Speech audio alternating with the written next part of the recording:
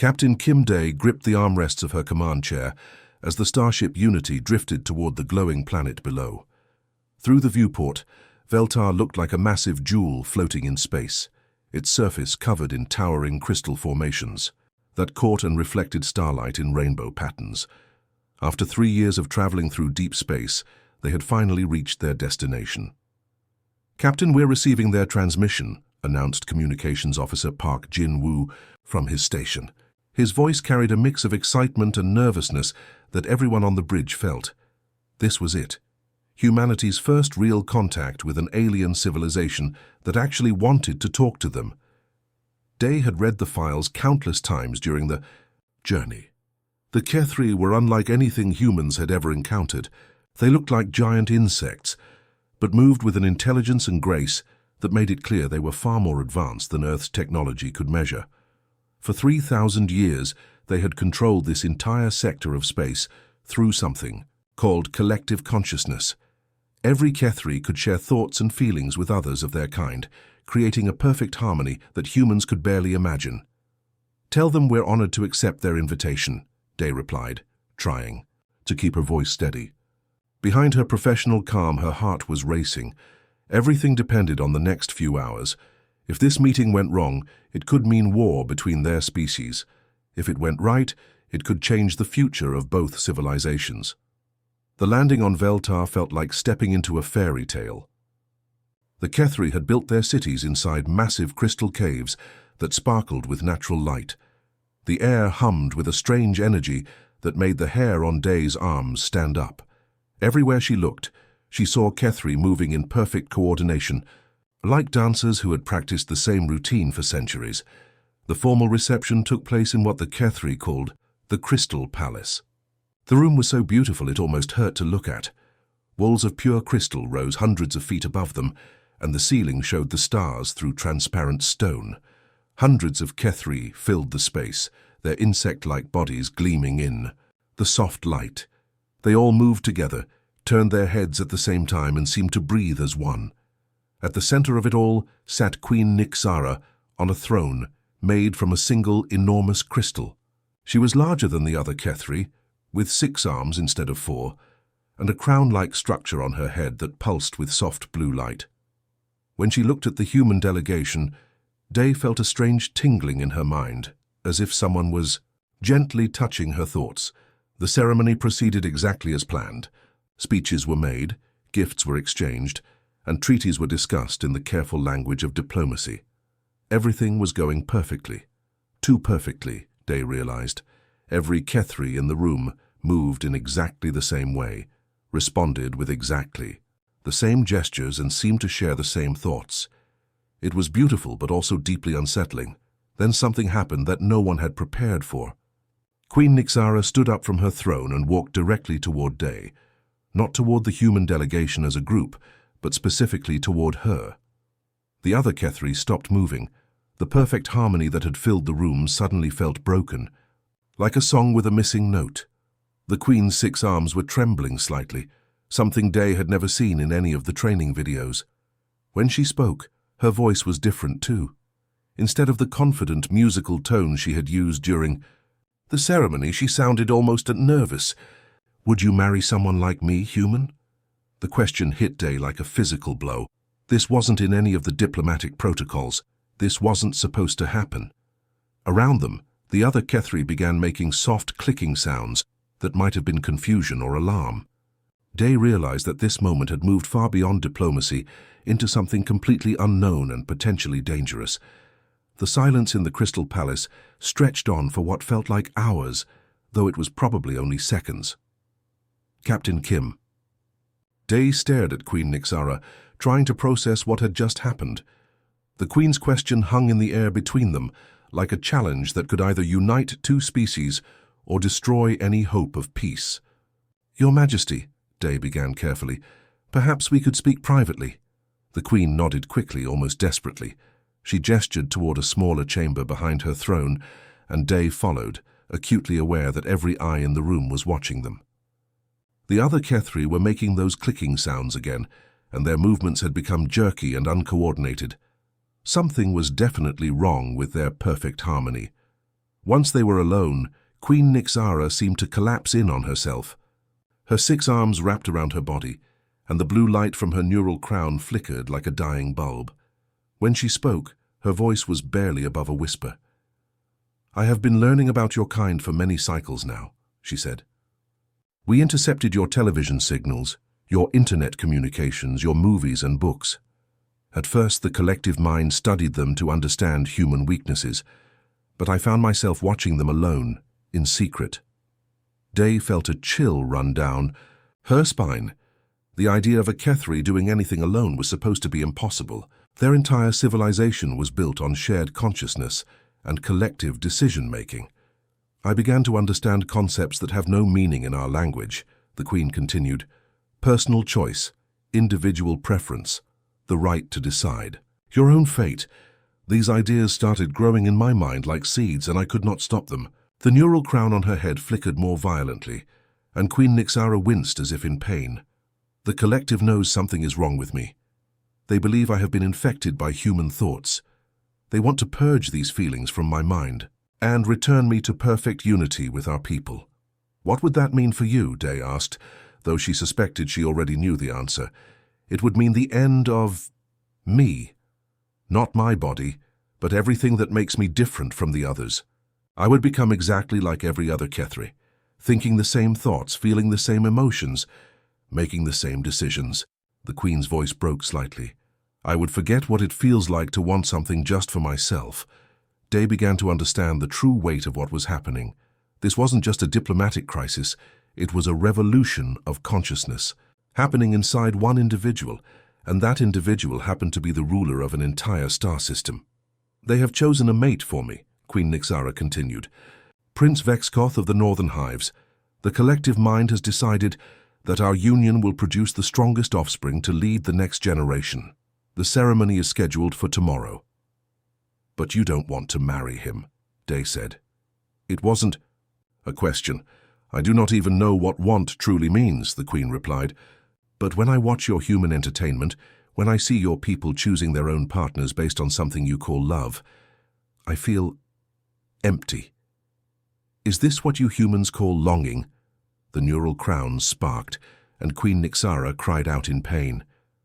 "The collective grows stronger. They are trying to override my individual thoughts. Soon I will not be able to resist them." Day realized that she was witnessing something unprecedented in galactic history. A member of a hive mind species was developing individual consciousness, and the struggle was literally tearing her apart. The Queen wasn't just asking about marriage. She was asking if it was possible to choose love over duty, individual happiness over collective good. "If I refuse the mating ceremony," Queen Nixara whispered, "it will be seen as an act of rebellion against our entire way of life. The other hives will unite against me. There could be civil war among my people. And if you go through with it, then I will lose myself forever.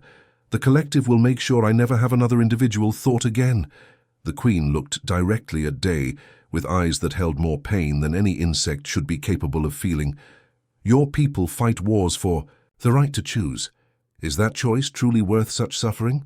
Day felt the weight of responsibility settling on her shoulders like a heavy cloak. Her answer wouldn't just affect these two individuals, it would determine whether an entire species could evolve beyond their collective programming, or whether the concept of individual freedom would be crushed before it could take root. The future of both civilizations suddenly depended on what happened in the next few hours. While Captain Kim Day was having her private conversation with Queen Nixara, Lieutenant Park Hana was making a discovery that would change everything. She had been exploring the crystal corridors of the palace, officially to study Kethri architecture, but really because she was too nervous to sit still. The formal reception had felt wrong somehow, like watching a play where all the actors had forgotten they were supposed to be individuals. As she wandered deeper into the palace, Hana heard something that made her freeze in place. Voices. But not the usual harmonious singing that Kethri used when they communicated as a collective. These were different, hesitant, uncertain, almost the human-like. Following the sound, she found a hidden alcove where 5 young Kethri were gathered in a tight circle.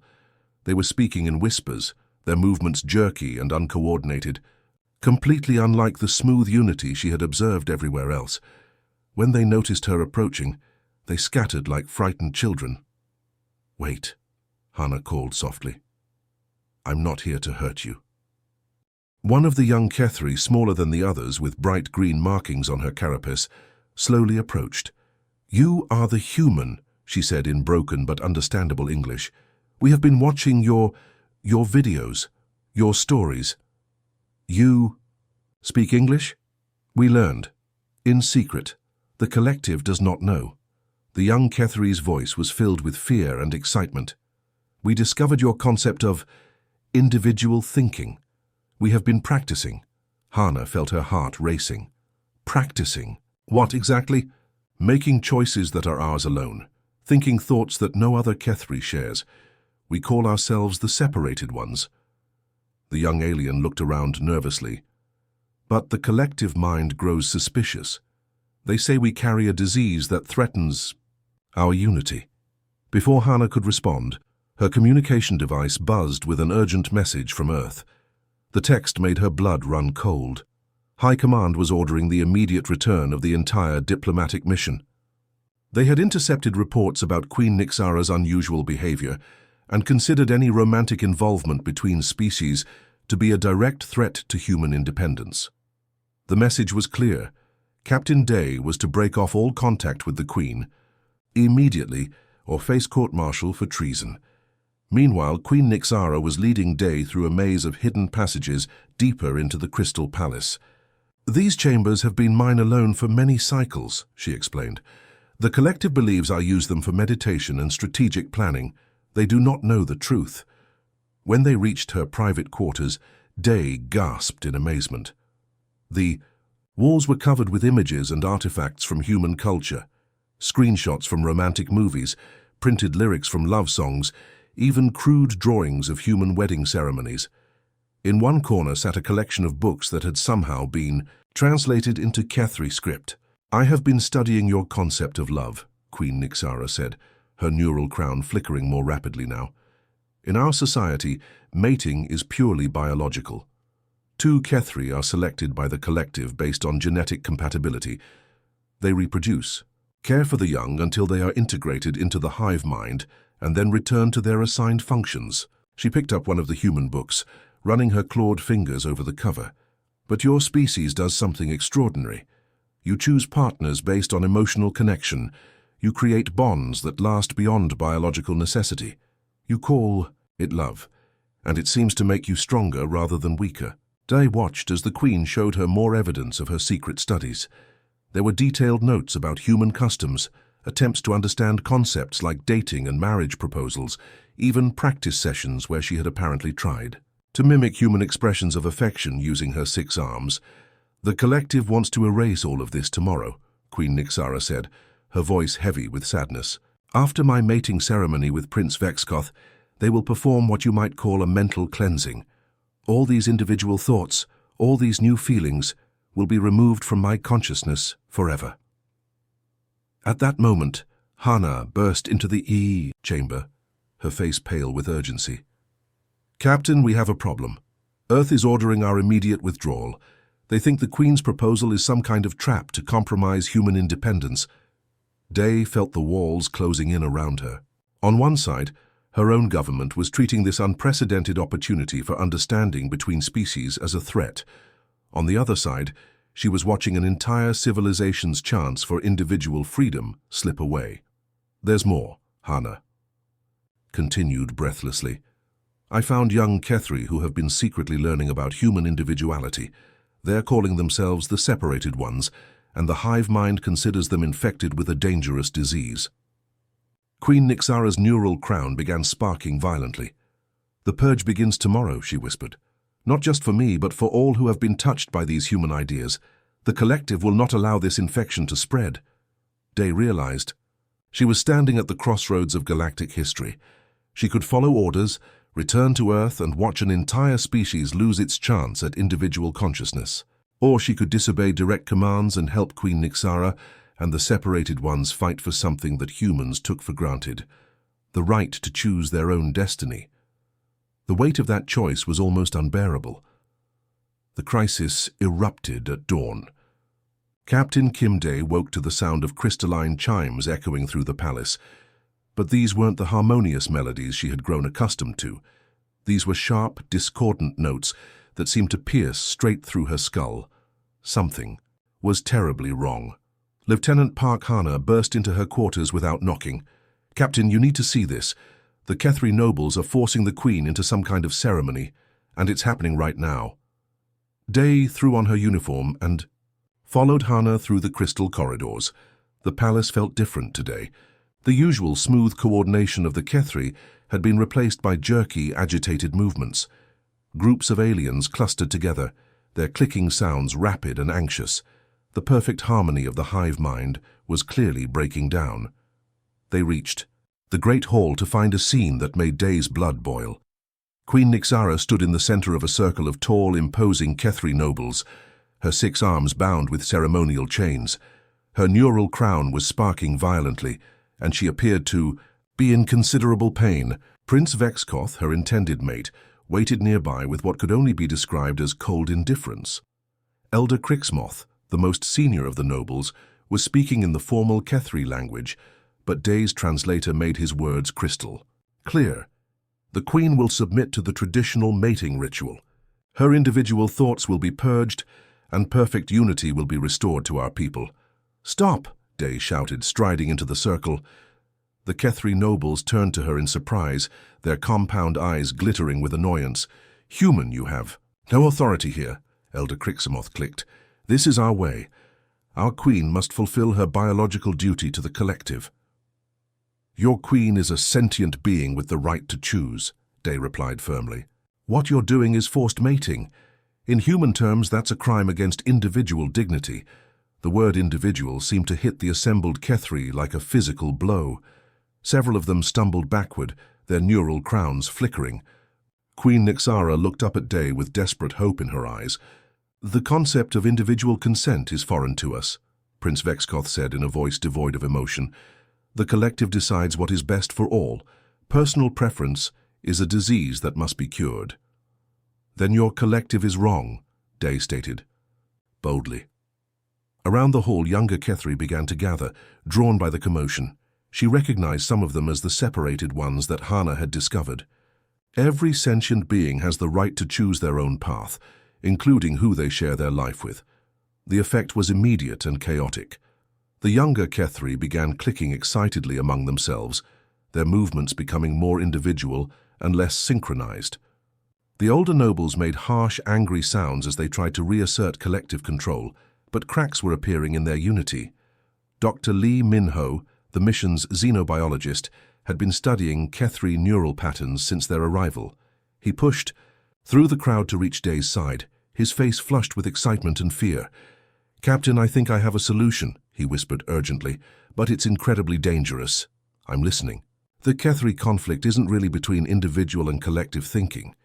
It's between forced unity and chosen cooperation. What if we could create a ceremony that combines both concepts, a symbolic marriage that represents the union of individual choice with collective wisdom?" Dae stared at him. "You're talking about actually marrying the Queen." "Not biologically," Dr. Lee explained quickly. "Symbolically, but it would require neural linking between you and Queen Nixara. You would share consciousness temporarily, allowing both species to understand what the other truly values.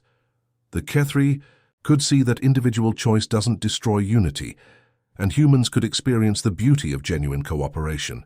"What are the risks?" Dr. Lee's expression grew grave. "The neural linking could permanently alter both of your brain patterns. You might retain some Kethri collective consciousness abilities, and she might develop permanent individual thinking. We don't know if either species' minds can handle such a fundamental change." Around them, the chaos was spreading. More young Kethri were breaking away from their elders' control, while the nobles were becoming increasingly desperate to restore order. Queen Nixara was still bound in chains, but her neural crown was now pulsing with a rhythm that seemed almost hopeful. "The revolution has already begun," Hana observed quietly. "Look at them. Half the Kethri in this room are thinking independently for the first time in their lives." Elder Crixmoth raised his voice above the din. Enough. The key. Human contamination ends now. Guards, remove these aliens from our sacred ceremony. But when the Kethri guards moved forward, something unprecedented happened. They hesitated. For the first time in their lives, they were questioning orders instead of automatically obeying them. The sight of their uncertainty sent shockwaves through the collective consciousness. "The choice is yours, Captain," Dr. Lee said. "But whatever you decide, you need to decide it now. The old order is collapsing whether we act or not. The question is whether something better will take its place." Dai looked at Queen Nixara, still chained, but no longer broken. She thought about the young Kethri, who were tasting freedom for the first time, and the terrified nobles who saw their entire worldview crumbling. This wasn't just about two individuals anymore. It was about whether an entire species could evolve beyond their programming, and whether that evolution would bring growth or chaos. The weight of that decision felt heavier than the gravity of 3 planets combined. Captain Kim Day had made her decision, but standing in the medical bay of the Crystal Palace, she was beginning to understand just how terrifying that choice really was. Technician Choi Soo-jin was setting up equipment that looked like a nightmare fusion of human technology and alien bioengineering. Cables snaked across the floor, connecting monitoring devices to organic-looking pods that pulsed with their own inner light. "Are you absolutely certain about this, Captain?" Soo-jin asked for the 3rd time, her hands shaking as she calibrated the neural interface. "We're essentially performing experimental brain surgery on 2 different species at the same time. I've studied Kethri biotechnology for months, but this is completely uncharted territory." Day watched Queen Nixara preparing for the procedure in the adjacent chamber. The Queen's attendants were carefully removing sections of her neural crown, revealing the delicate organic circuitry underneath. Each disconnection caused her to wince, and Day could see tears forming in her compound eyes. "What exactly will happen to us?" Day asked, trying to keep her voice steady. "Based on my research, your human neural patterns will be temporarily merged with the Queen's Kethri consciousness network," Soo-jin explained. "You'll experience what it's like to share thoughts with potentially thousands of other minds. Meanwhile, she'll feel what it's like to have thoughts that are completely her own." Dr. Lee Min-ho monitored both subjects from the control room. "The dangerous part is that this kind of neural bridging has never been attempted between species. This different. Human brains are built for individual thinking, while Kethri minds are designed for collective processing. We don't know if either of you will be able to handle the other's way of thinking." Through the reinforced window, they could see chaos spreading throughout the palace. Elder Crixmoth was leading a group of traditional Kethri nobles in what appeared to be some kind of military mobilization. Their movements were perfectly synchronized, their collective consciousness working overtime to coordinate a response to this unprecedented threat to their way of life. "They're calling it a contamination," Lieutenant Park Hana reported from her position at the communications station. "The old guard believes that individual thinking is like a virus that will destroy their entire civilization if it's allowed to spread." Queen Nixara's voice came through the intercom, weaker than before but still determined. "The collective is trying to override my individual thoughts even now. I can feel them pressing against my consciousness, trying to force me back into unity. We must proceed quickly, or I will lose myself entirely." Soo-jin finished the final connections and looked at both subjects. "The neural bridge will be established in stages. First, we'll create a basic connection that allows you to sense each other's thoughts. If that's successful, we'll deepen the link until you're sharing full consciousness." Day lay back on the biomechanical bed, feeling alien tendrils make contact with her skull. The sensation was unlike anything she had ever experienced. It started as a gentle tingling, like static electricity, but quickly became something much more intense. "Initial connection established," Soo-jin announced. "How do you feel, Captain?" At first, Day felt nothing different. Then, gradually, she became aware of something that shouldn't exist. Other thoughts. Not her own thoughts, but thoughts that felt familiar somehow. It was like hearing whispers from another room, just at the edge of understanding. "I can sense something," she said, slowly. "It's like background music that I never noticed before, but now that I'm hearing it, I realize it's been there all along." Queen Nixara's voice was filled with wonder. "And I feel silence. Not the empty silence of isolation, but the peaceful silence of having space to think my own thoughts. Is this what you humans call privacy?" "Deepening the connection now," Sujin warned. "This is where it gets dangerous." Suddenly, Day's consciousness exploded outward. She was no longer just herself. She was connected to hundreds, then thousands of other minds. The experience was overwhelming and beautiful at the same time. She could feel the collective love that the Kethri had for each other, the perfect harmony of shared purpose, the deep satisfaction of working together toward common goals. But she could also feel their fear. Fear of change, fear of losing their unity, fear of becoming isolated and alone like the humans they had observed. For the first time, she understood why the collective mind resisted individual thinking so strongly. To them, individual consciousness felt like death. At the same time, Queen Nixara was experiencing the fierce independence of human thought, the ability to disagree, to want something different from what others wanted, to make choices based on personal preference rather than collective good. It was terrifying and exhilarating. "This is extraordinary," Dr. Lee breathed, watching the neural activity monitors. "They're not just sharing thoughts, they're creating something entirely new, a bridge between individual and collective consciousness that allows both to exist simultaneously." But their breakthrough was interrupted by the sound of crystal walls shattering. Elder Crixmoth and his forces had broken into the medical bay, their eyes blazing with collective fury. "Stop this contamination," he shouted. "You are destroying the purity of our species." Through their shared consciousness, Day and Queen Nixara could feel the approach of the old guard's collective will, trying to sever their connection and drag the Queen back into pure hive mind unity. The neural bridge they had created was under attack, and if it collapsed now, both of them might be lost forever. The battle for the future of consciousness itself was about to begin. The great crystal hall had never seen a ceremony like this before.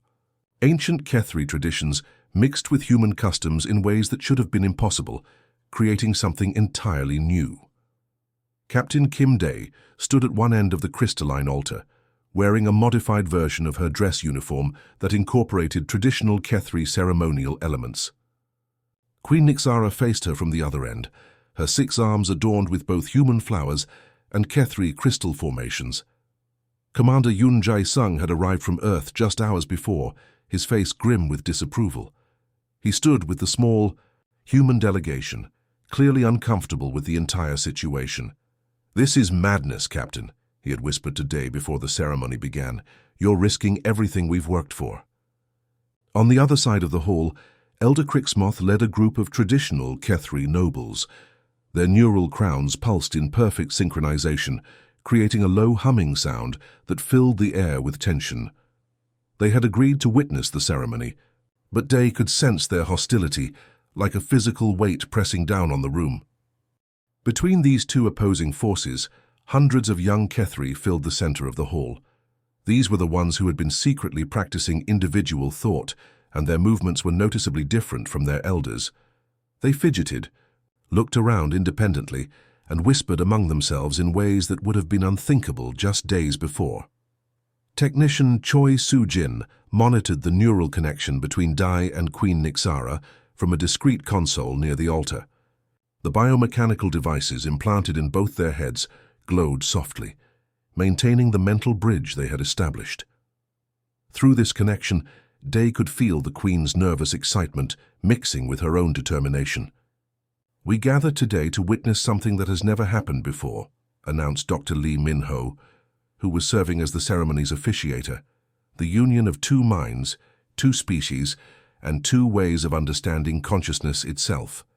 As the ceremony began, Day spoke the vows she had prepared, drawing from both human and Kethri traditions. "I promise to honor your individual choices while respecting the wisdom of collective thought. I choose to link my consciousness with yours, not to dominate or be dominated, but to create something new together." Queen Nixara's response was equally powerful. "I choose to share my thoughts with you freely, not because the collective demands it, but because I wish it. I promise to explore the beauty of individual consciousness while maintaining the bonds that connect us all. But as their vows continued, the atmosphere in the hall began to change. The traditional Kethri nobles were no longer content to simply observe.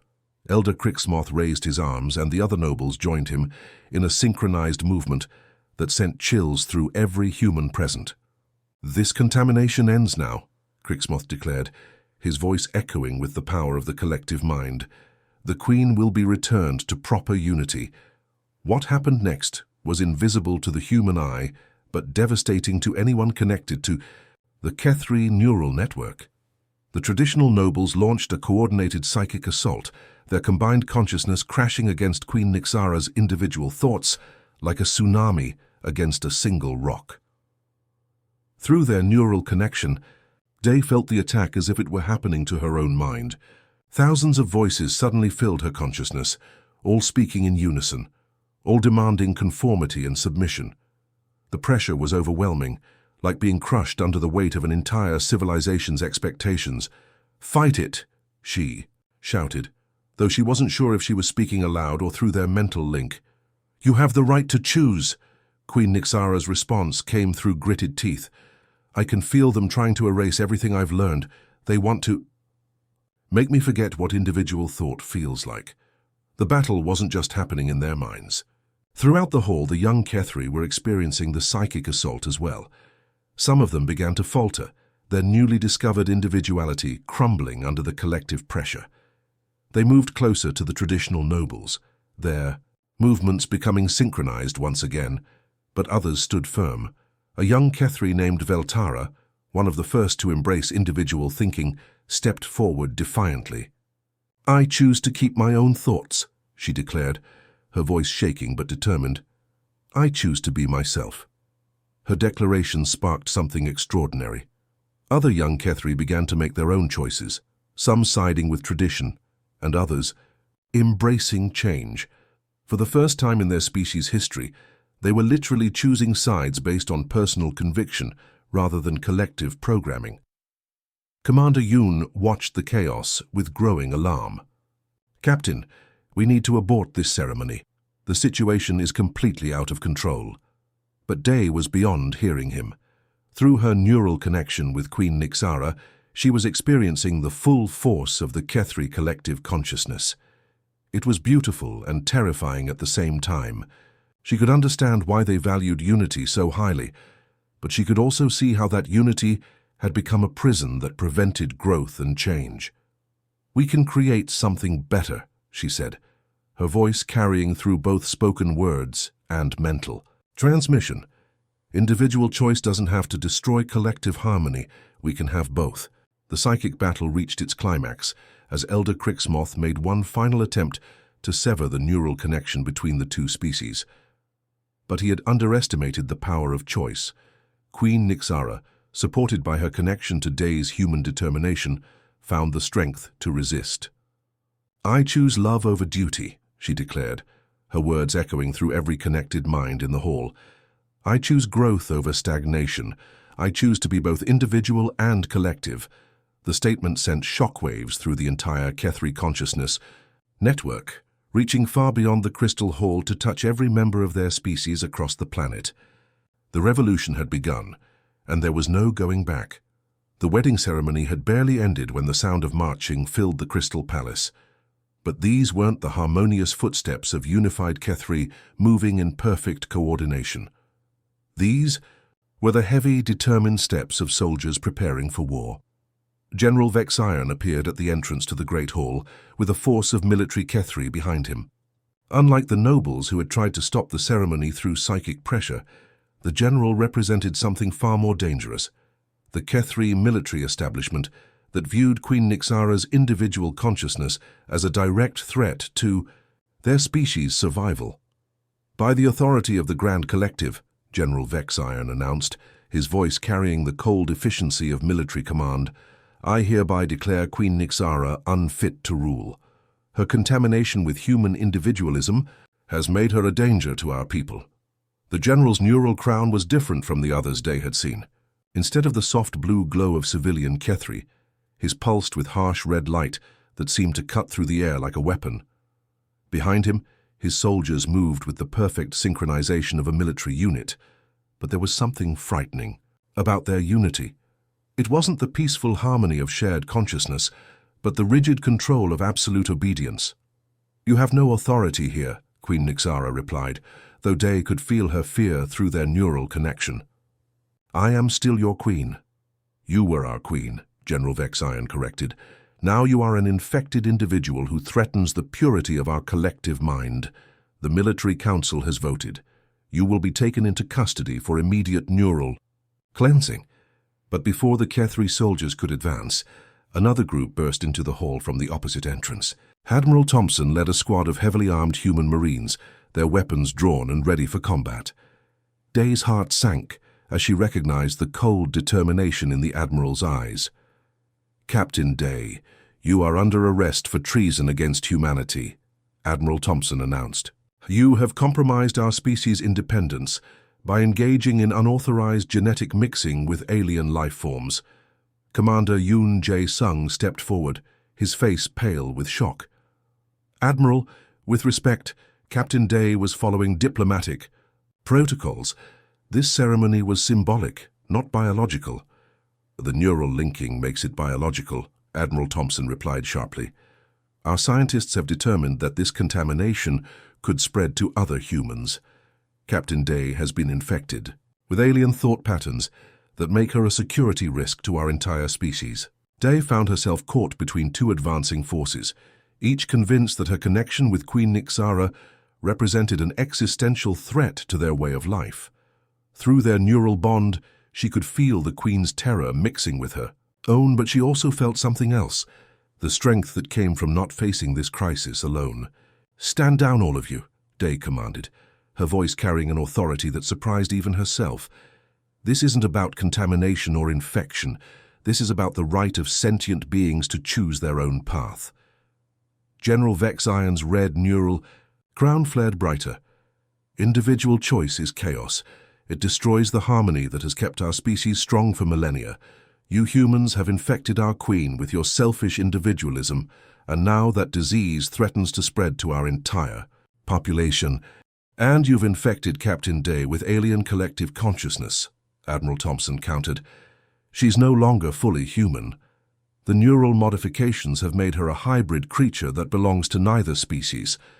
The two military forces began to advance from opposite sides of the hall, with Day and Queen Nixara trapped in the center. But as the distance closed, something unexpected happened. The neural connection between the two leaders began to work in ways that neither species had anticipated. Through their shared consciousness, Day could sense the positions and intentions of every Kethri in the room, while Queen Nixara gained access to human tactical thinking and strategic planning. Their combined awareness created a kind of battlefield perception that was far superior to what either species could achieve alone. "Left flank, 3 soldiers preparing to use stun weapons," Day whispered to Queen Nixara through their mental link. "Human marines positioning for crossfire from the upper gallery," the Queen responded, her individual consciousness now enhanced by access to human military training through their neural bond. The young Kethri, who had embraced individual thinking, found themselves forced to make the ultimate choice. Some fled in terror, overwhelmed by the military confrontation. Others, led by the brave Veltara, positioned themselves between the advancing forces and their queen. "We choose to stand with those who gave us the right to choose," Veltara declared, her voice shaking but determined. Technician Choi Soo-jin worked frantically at her control console, trying to strengthen the neural connection between Day and Queen Nixara. "The bond is holding, but barely. The stress of the situation is threatening to sever the link entirely." Dr. Lee Min-ho coordinated the defense of the civilians in the hall, helping terrified Kethri youngsters find cover while monitoring the neural activity of both leaders. Their combined consciousness is creating something unprecedented. They're thinking and reacting as a unified entity while maintaining their individual personalities. The standoff continued for several tense minutes, with both military forces hesitating to open fire in such a complex situation. But General Vexion's patience was wearing thin. "Enough," he declared. "The contamination ends now, regardless of the cost." As the general raised his arm to signal the attack, Day realized that this moment would determine not just her fate or Queen Nyxara's fate, but the future of consciousness itself. Were sentient beings destined to remain trapped in the limitations of their birth species, or could they evolve beyond those boundaries to become something greater? The answer would be decided in the next few seconds, as two species prepared to go to war over the right to choose one's own identity. The moment General Vex Iron gave the attack signal, something extraordinary happened that no one had expected. The young Kethri, who had been learning individual thought, didn't scatter in panic. Instead, they made a choice that would echo through history. They stepped forward to shield Captain Kim Day and Queen Nyxara, their movements no longer perfectly synchronized, but somehow more powerful, because each action was their own decision. "We will not let you destroy what we have learned," declared Veltara, her voice stronger now than it had ever been. Behind her, dozens of other young Kethri nodded in agreement, their neural crowns flickering with the chaotic but beautiful light of independent thought. At the same time, something unexpected was happening among the human forces. Sergeant Kim Bora, who had been part of Admiral Thompson's extraction team, lowered her weapon and stepped away from her unit. "I didn't sign up to shoot people for falling in love," she announced, her voice carrying across the tense hall. "Captain Day isn't a traitor. She's trying to build a bridge between our species." Several other human Marines hesitated, clearly torn between following orders and following their conscience. The rigid discipline that both military forces had relied on was beginning to crack under the pressure of individual moral choice.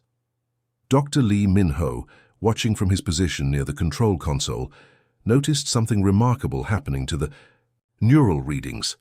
"The bond between Captain Day and Queen Nyxara is evolving," he called out. "They're not just sharing thoughts anymore. They're creating a new form of consciousness that can switch between individual and collective thinking." Through their enhanced neural connection, Day and Queen Nyxara were experiencing something that neither species had thought possible. They could think as individuals when they needed to make personal decisions, but they could also merge their consciousness into a collective state when coordination was required. It was like having access to two different ways of existing and being able to choose which one fit the situation. "This is what cooperation should feel like," Queen Nyxara said through their mental link. "Not forced unity, but chosen harmony." Sergeant Bora had been quietly organizing the humans and Kethri who refused to fight, creating an impromptu alliance that demonstrated something unprecedented. Humans and aliens working together, not because they were ordered to, but because they believed in the same principles. Her tactical expertise combined with the Kethri youngsters' deep knowledge of the palace created a defensive strategy that surprised both attacking forces. "Form mixed teams," Bora instructed. "Humans and Kethri together. Use each other's strengths to cover each other's weaknesses." The sight of humans and aliens fighting side by side, making decisions together while maintaining their individual identities was unlike anything the galaxy had ever seen. It wasn't the cold efficiency of military coordination or the perfect harmony of hive-mind unity. It was something warmer and more dynamic, beings choosing to work together because they shared common values. General Vex Iron watched this unprecedented cooperation with growing alarm. "This contamination is spreading faster than we calculated," he said to his officers. "If we don't stop it now, it will destroy everything our species has built." But when he gave the order to advance, something shocking happened. Several of his own soldiers hesitated. The rigid military conditioning that had kept them in perfect obedience was being challenged by what they were witnessing. For the first time in their lives, they were seeing Kethri who chose to fight for something they believed in rather than simply following orders. The real test came when Queen Nyxara's personal royal guard arrived at the scene. These were elite Kethri warriors who had sworn absolute loyalty to their queen, but they had been trained under the old system where loyalty meant obedience to the collective will rather than personal choice. Captain Zekthar, the leader of the Royal Guard, approached slowly with his weapon drawn. His neural crown was pulsing rapidly, showing the intense internal conflict he was experiencing. "My queen," he said, his voice heavy with confusion and pain. "The collective commands me to arrest you for the good of our species, but my personal loyalty to you commands me to protect you. I do not know which order to follow, This was the moment that would define everything. Queen Nixara looked at her loyal captain, feeling through her neural bond with Day the weight of this choice. She could order him to obey her, using the same kind of absolute authority that the collective had always used. Or she could give him something that no Kethri ruler had ever offered before, the right to choose for himself. "Captain Zekthar," she said softly, "I cannot tell you what to do. The choice must be yours. Do you follow orders because you are commanded to, or do you follow them because you believe they are right?" The Royal Guard captain stood frozen for a moment that seemed to last forever. His neural crown flickered between the red glow of military obedience and the blue light of individual thought. Around the hall, everyone waited to see which path he would choose. When he finally moved, it was to kneel before his queen, not in blind obedience, but in conscious loyalty. "I choose to serve you, my queen, because I believe in what you are trying to create." One by one, the other members of the Royal Guard made the same choice.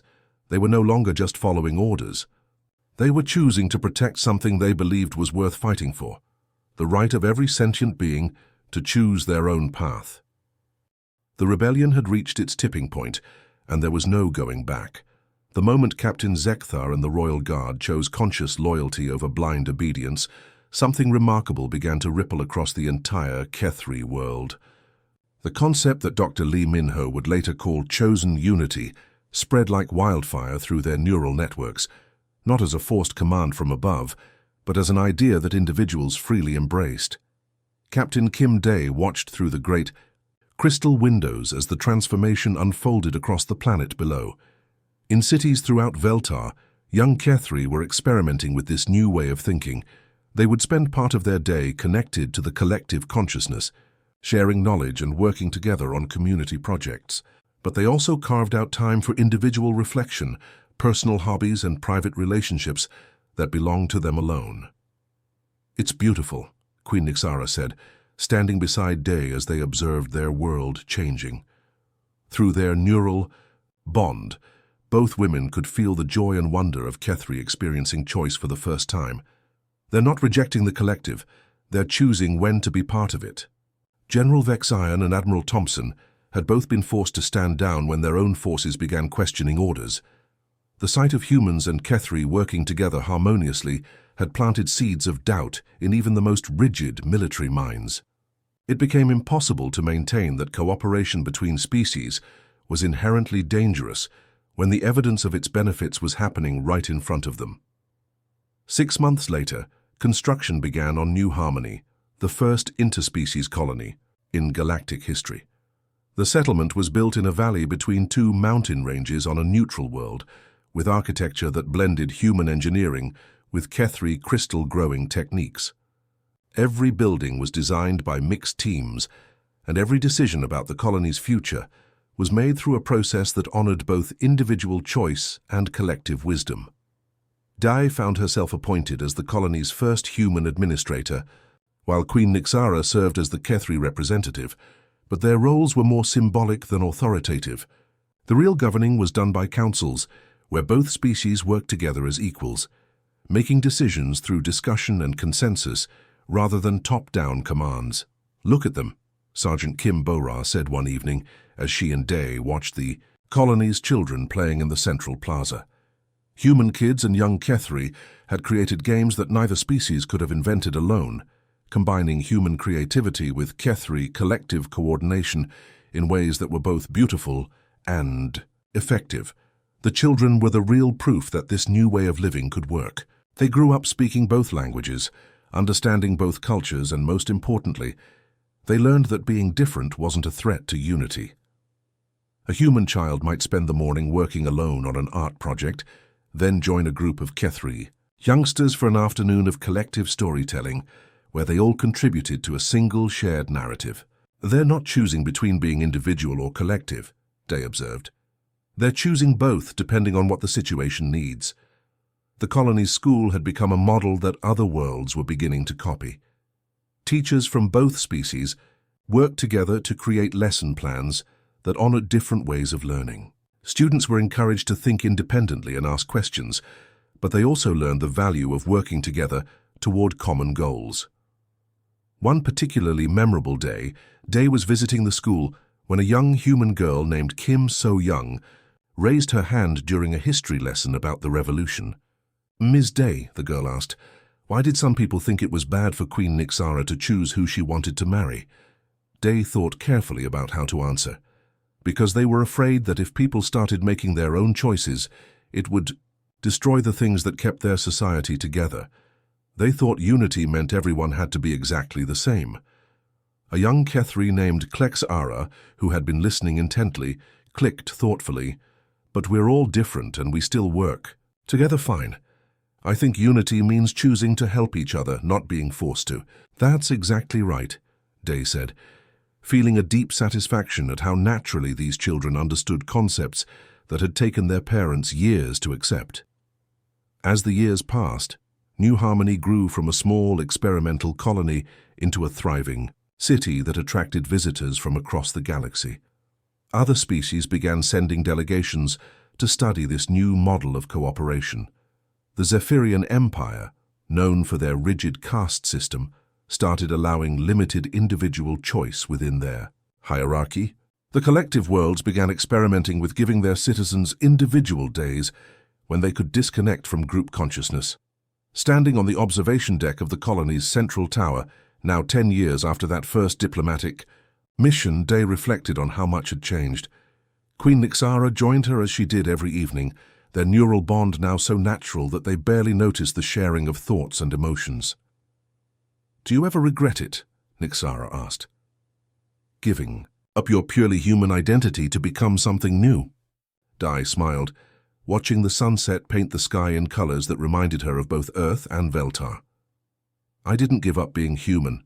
I expanded what being human could mean, and you didn't stop being Kethri. You just added new dimensions to it." Below them, the colony bustled with life. Humans and Kethri worked side by side in laboratories, markets, and gardens. Children played games that mixed traditions from both worlds. Artists created sculptures that no single species could have imagined alone. "You know what I think humanity's real gift to the galaxy is?" Day said. "It's not our technology or our fighting ability.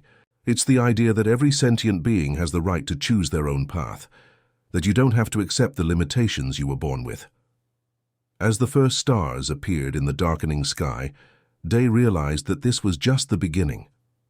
The revolution they had started on Veltar was spreading to new worlds, new species, new possibilities. The future belonged to those brave enough to choose it.